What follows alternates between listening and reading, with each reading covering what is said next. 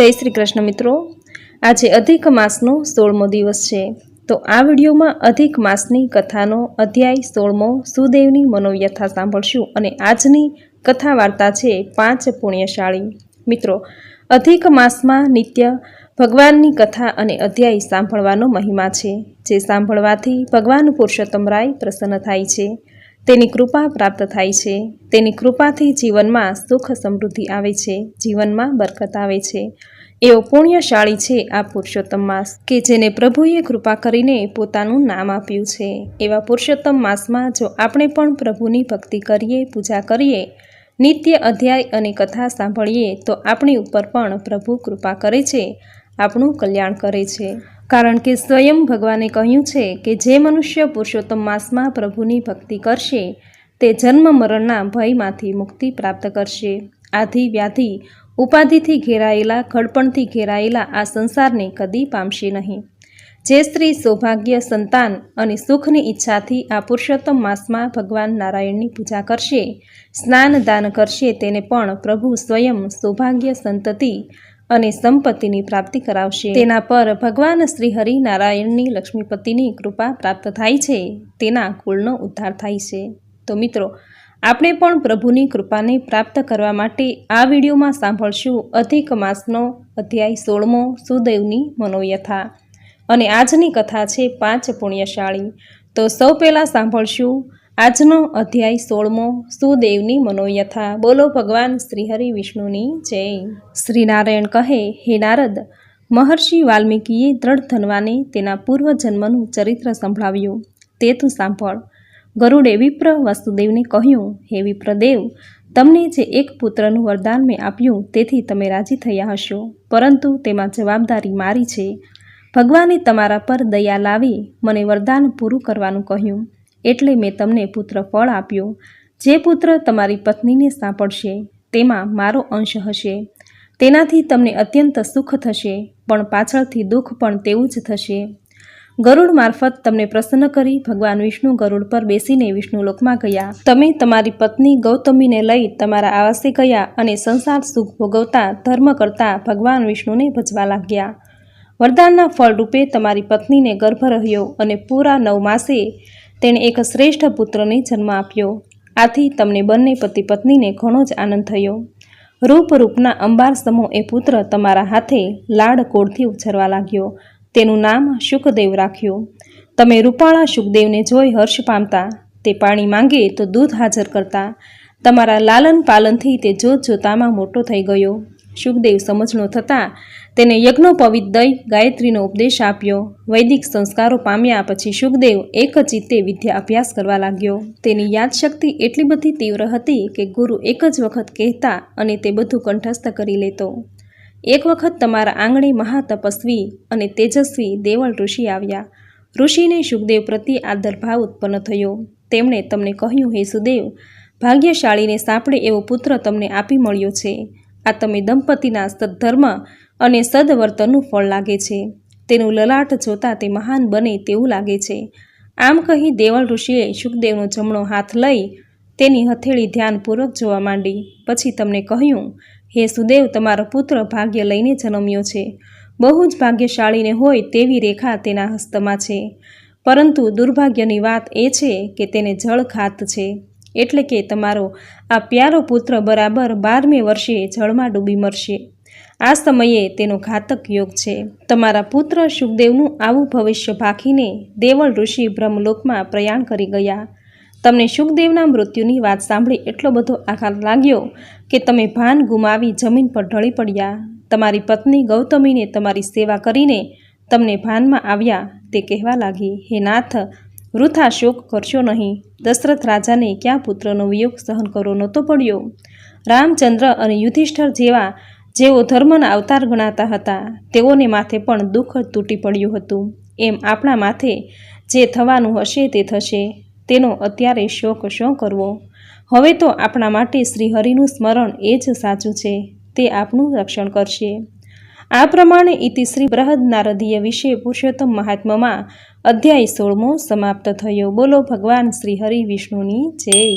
तो मित्रों, आपणे सांभळ्यो अधिक मासनी कथानो अध्याय 16मो।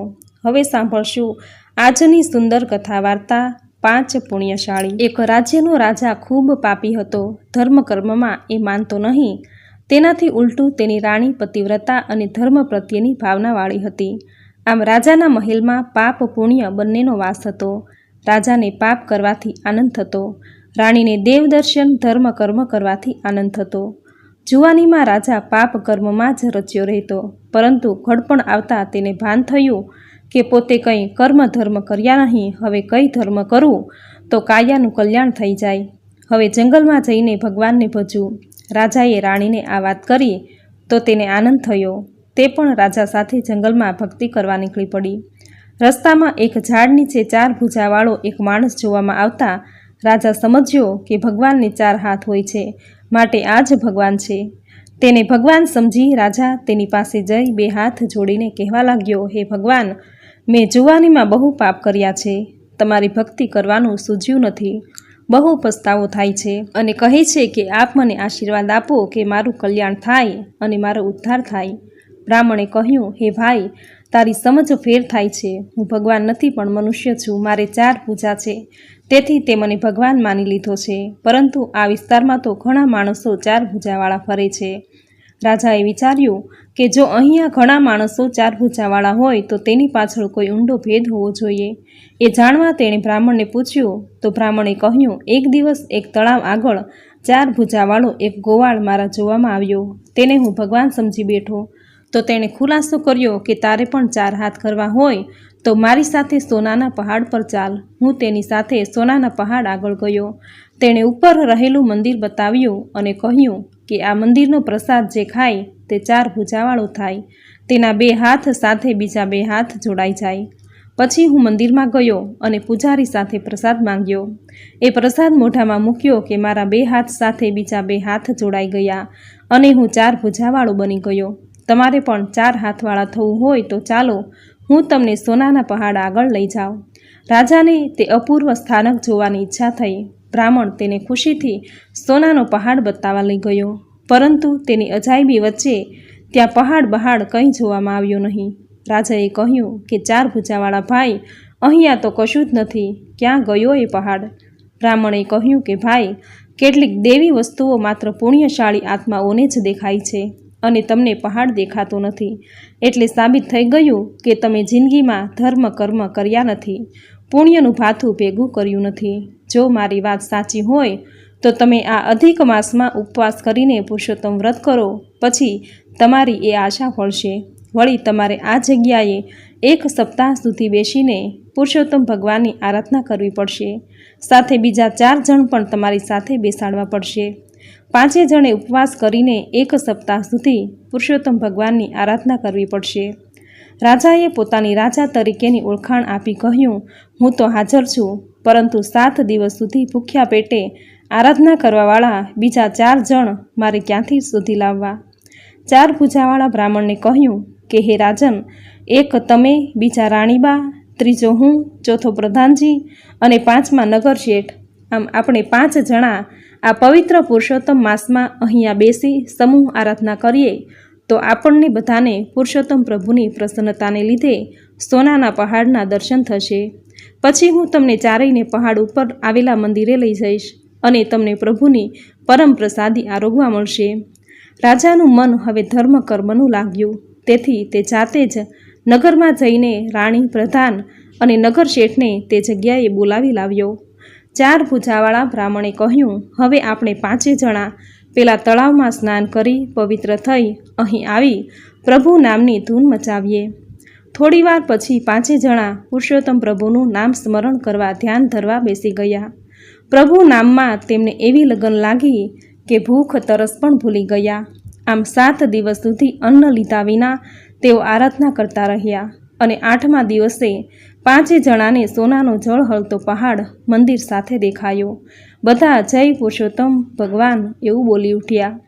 4 ભૂજાવાળા બ્રાહ્મણે કહ્યું, હે રાજન, ધર્મનો મહિમા એવો છે તે જોયું ને? પુરુષોત્તમ વ્રતના પ્રભાવથી તમને સોનાનો પહાડ દેખાયો। હવે આપણે બધા પહાડ ઉપર જઈ મંદિરમાં ભગવાનના દર્શન કરીએ। 5 જણા સોનાના પહાડ ઉપર આવેલા મંદિરમાં ગયા। ત્યાં તો સાક્ષાત પુરુષોત્તમ ભગવાનના તેમને દર્શન થયા। બધાએ ભગવાનને સાષ્ટાંગ દંડવત પ્રણામ કર્યા અને તેઓ બેઠા થયા તે સાથે જ દરેકને 4 ભુજાઓ થઈ ગઈ. રાજાએ હવે ધર્મકર્મનો મહિમા સમજાયો. તેનો જન્મારો સફળ થયો. તેણે આખી જિંદગી એળે ગુમાવવા બદલ ખૂબ પશ્ચાતાપ કર્યો. પુરુષોત્તમ પ્રભુ આ 5 ઉપવાસી ભક્તોને દેવ વિમાનમાં બેસાડી વૈકુંઠમાં લઈ ગયા. જેઓ પવિત્ર પુરુષોત્તમ માસમાં થોડા દિવસો પણ ઉપવાસ કરીને પુરુષોત્તમ ભગવાનની ભક્તિ કરે છે તેને વૈકુંઠમાં વાસ થાય છે.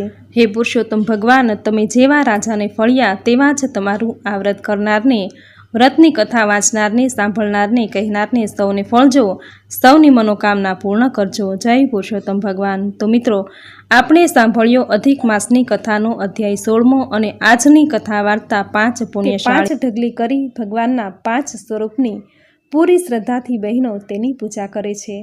પૂજામાં અબીલ, ગુલાલ, કંકુ, કેસર, ચંદન, પુષ્પ, પંચામૃત, ધૂપ, દીપ કરી આરતી ઉતારે છે.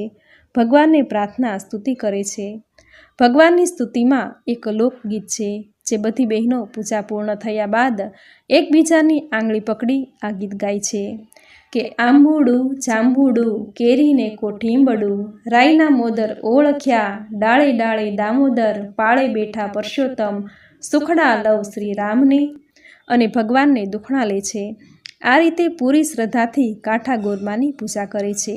આ પૂજા, આ વ્રત ભગવાન શ્રી કૃષ્ણના વિરહમાં ગોપીઓએ કર્યું હતું. જ્યારે અક્રૂરજી ભગવાન શ્રી કૃષ્ણને તેડીને મથુરા લઈ ગયા. ભગવાન શ્રી કૃષ્ણનો વિરહ ગોપીઓથી સહન ન થયો. એ માટે ભગવાન શ્રી કૃષ્ણને મેળવવા ગોપીઓએ યમુના સ્નાન કરી આ વ્રત કર્યું હતું. આ પરંપરા આજે પણ ગુજરાતની કાઠિયાવાડની બહેનોએ જાળવી રાખી છે. આપણે સાંભળ્યો અધિક માસની કથાનો અધ્યાય 16મો અને આજની કથા વાર્તા 5 પુણ્યશાળી, જે તમે પૂરી શ્રદ્ધાથી સાંભળી, જે સાંભળવી તમને જરૂર ગમી હશે. તો વિડીયોને લાઇક કરી કોમેન્ટમાં જય શ્રી હરિવિષ્ણુ, જય પુરુષોત્તમ રાય જરૂર લખજો.